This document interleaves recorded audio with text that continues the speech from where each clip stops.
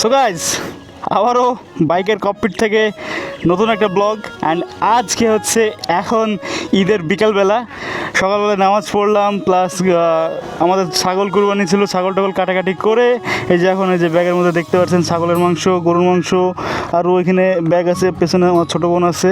তো আমরা এখন যাব হচ্ছে বাসায়, এখন গ্রামের বাসায় আছি। এই যে আমার ভাই গ্রামের বাসার ভিউ একদম পদ্মবিলের পাশে, ওই যে ওই দিকে হচ্ছে আমার গ্রামের বাসা, আমার দাদি বাড়ি। যদিও এখন দাদি নাই এখন। তো বিষয়টা হচ্ছে এই যে এখন এই মাংসগুলোকে ডেলিভারি করতে হবে। আমি এখন ডেলিভারি ম্যান হয়ে গেছি। তো ডেলিভারি বলতে গিয়ে এখন হচ্ছে আমার একটা দুলাভাইয়ের দোকানে যাই, এটা দিয়ে আসবো, অ্যান্ড তারপরে বাসায় চলে যাবো। বাসায় যাই এগুলোকে সব ফ্রিজিং করতে হবে, আর এলাকায় মানুষজন শিশু আছে তাদেরকে দিয়ে আসতে হবে। তো লেটস গো। তো আজকে আমার নতুন বাইক আর নতুন একটা দিন আর নতুন একটা মোমেন্ট, হ্যাপি মোমেন্ট। তো সব মিলায় অনেক বেশি ভালো লাগছে। সো ও বাবা, এখানে গরু বেরোয় আসছে। Okay guys, enjoy the video and আমি বাইকটা রাইড করি।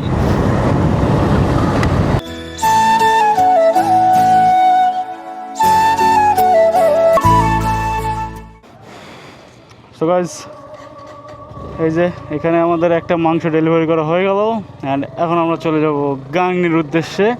বাট গাংনি যাওয়ার রাস্তায় যে একটা পার্ক পড়ে, ইকো পার্ক, অ্যান্ড এখানে অনেক ভিড় হয় ঈদের সময়, বাট এখনও তেমন ভিড় হয় নাই। রাস্তায় যে দেখতে পাচ্ছেন পার্কের পাশের রাস্তাটা ফাঁকা, এখানে অনেক প্রচুর ভিড় হয়। ভিতরেও আমি দেখতে পাচ্ছি, ভিতরেও মানুষ খুবই কম। কম হওয়াটা স্বাভাবিক, কারণ আজকে কুরবানির ঈদ ছিল। সারাদিন মাংস কাটাকাটি করতে করতে অনেকে টায়ার্ড হয়ে যায়, আমি নিজেও হয়ে গেছি, অনেকের এখনও কাজ শেষও হয় না।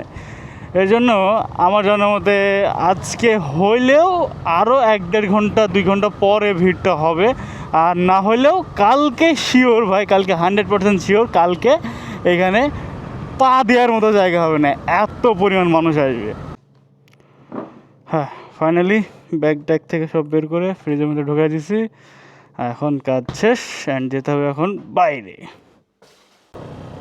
অ্যান্ড আজকে হচ্ছে ঈদের দিন ভাই, রাস্তার অবস্থা দেখেন পুরোই ফাঁকা।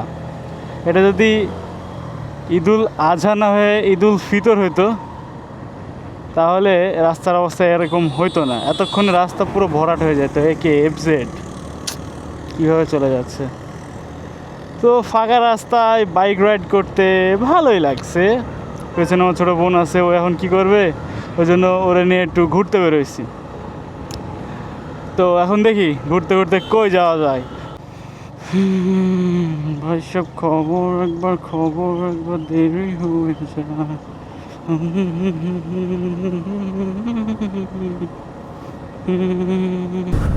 গাইজ, ফাইনালি আমরা এখন চিতলাতে চলে আসছি। চিতলাতে এসে এখানে টুকটাক মানুষ চোখে পড়ছে, যে হ্যাঁ এখন মনে হচ্ছে যে না বিকেলের দিকে মানুষ ঘুরতে বেরোচ্ছে। কিন্তু এতক্ষণ রাস্তা দিয়ে যে আসছিলাম, এতক্ষণ মনে হচ্ছিল না যে আমি ঈদের দিন বেরোইছি।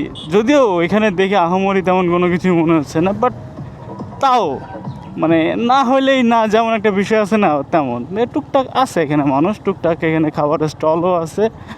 অ্যান্ড মেন বিষয় তো ওইটা না, মেন বিষয় হচ্ছে এই যে এই মনোরম সুন্দর ভিউ, এই যে প্রকৃতির মাঝখানে এই যে এত সুন্দর একটা ভাই নিদর্শন, খুব ভালো লাগে এটা।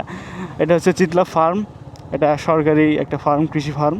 অ্যান্ড এই ফার্মটাকে এত সুন্দর করে গোছালোভাবে সুন্দর করে রাখছে, যার কারণে এটা দেখতে আরও বেশি সুন্দর লাগে। অ্যান্ড আমার যখনই মাঝে মাঝে সময় পাই একটু ঘুরতে ঘুরতে বেরোনো, তখন আমি এখানে আসি, কারণ জায়গাটা আমার কাছে পার্সোনালি খুবই বেশি ভালো লাগে। এখন হচ্ছে আমরা ফার্ম থেকে বেরোয় যাব। অ্যান্ড এই ছিল মনে হয় আজকের ঈদের দিন, মানে বোঝা সারা। আজকে মানে যে টুকটাক এদিকে ওদিকে গেলাম, বুঝতে পারছি যে তেমন কোনো কিছুই না। আজকে যেহেতু কুরবানির ঈদ ছিল, সবাই কুরবানি করে অনেক টায়ার্ড হয়, ঘুমাচ্ছে, নাহলে তাদের কুরবানির কাজ এখনও শেষ হয় নাই, সেটা কমপ্লিট করছে, এগুলোই। সো আমার মনে হয় না আজকে আর তেমন কোনো ঘোরাঘুরি হবে। এর জন্যই আমি ভাবছি যে এখন বাসায় চলে যাব, অ্যান্ড বাকি ঘোরাঘুরিটা আমরা কালকে করব। অ্যান্ড কালকে আরেকটা ব্লগ বানাবেন, যেই ব্লগে আপনারা ফুল ডিটেলস এবং আমাদের মজা করা ফান করা সব কিছুই পেয়ে যাবেন। ওকে, এখানে আবার কাদা, নতুন গাড়িতে আমি চাই না যেন কাদাটা লাগুক। Yo yo, okay guys, that is for today. Till then, stay safe and keep watching S.H. Shafi Choudhury. Okay, ta-da.